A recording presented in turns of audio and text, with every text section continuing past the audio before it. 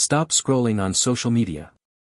Have you ever opened Instagram, TikTok, YouTube Shorts, or Facebook just for 5 minutes, and then suddenly realized that 30 minutes, 45 minutes, or even an entire hour had passed?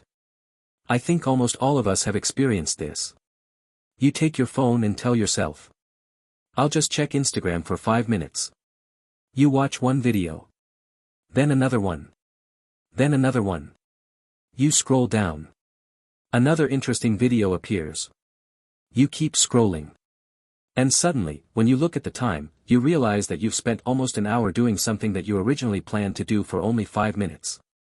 The strange thing is that we rarely make a conscious decision to waste an hour on social media. Nobody wakes up in the morning and says, today, I'm going to waste 3 hours scrolling through random videos. Usually, it starts with a very simple thought. I have a few free minutes, so let me check my phone. But those 5 minutes quickly become 10 minutes. 10 minutes become 20. 20 minutes become 40. And before we realize it, we've spent a significant part of our day scrolling through content that we probably won't even remember tomorrow. Why do we scroll so much? One of the biggest problems is that social media has become our default activity whenever we feel bored. Think about your daily routine. You're waiting for a meeting to start. What do? You open Instagram. You're standing in line at a supermarket. You open TikTok. You're taking the bus or the train. You open YouTube. You're waiting for your food at a restaurant. You check your notifications. Sometimes, we even take our phones with us when we move from one room to another. And the moment we have nothing specific to do, our hand automatically reaches for the phone. We don't even think about it anymore. It has become an automatic habit. And I think this is one of the most dangerous aspects of excessive social media use. Sometimes we aren't choosing to use our phones anymore. We're using them automatically. We are losing our ability to be bored. There was a time when having nothing to do was completely normal. If you were waiting for a bus, you waited. If you were walking somewhere, you observed the environment around you. If you were sitting alone, you thought about your life, your plans, your problems, or your ideas. Today, the moment we experience even 10 seconds of boredom, we immediately take out our phones. But boredom isn't necessarily a bad thing. Sometimes, boredom gives our mind space to think. Some of our best ideas can appear when we're walking, sitting quietly, or simply doing nothing. However, if we constantly fill every empty moment with TikTok, Instagram Reels, or YouTube Shorts, we don't give our brains enough time to think. We're constantly consuming information instead of creating our own thoughts. Social media is also affecting our attention. Another important problem is our ability to focus. Short-form content is extremely fast. One video might last 15 seconds. The next video lasts 30 seconds. Then another lasts 10 seconds. If a video isn't interesting immediately, what do? Scroll. Next video. Not interesting. Scroll again. Next. Next. Next. Our brains become accustomed to receiving something new every few seconds. The problem begins when we return to activities that don't work like TikTok.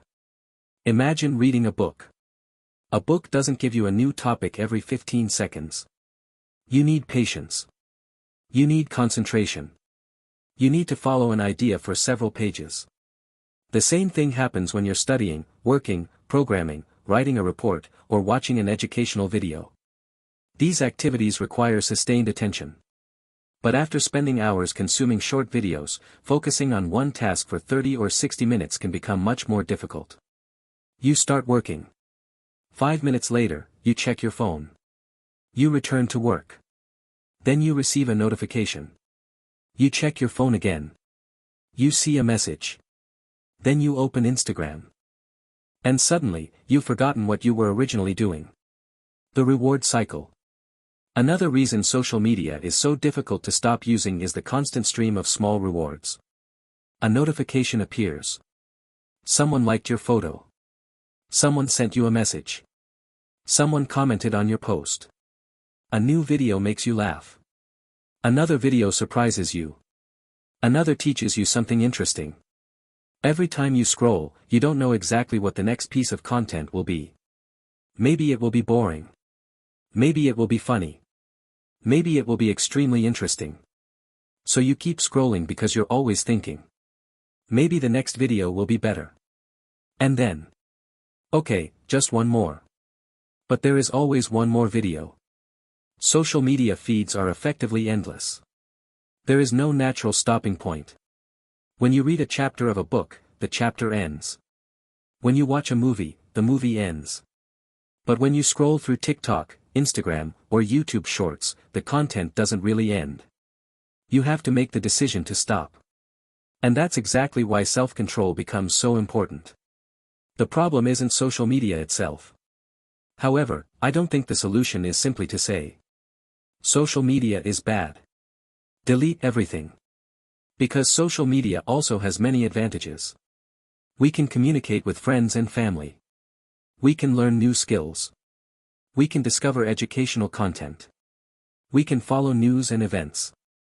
We can find professional opportunities. We can promote businesses.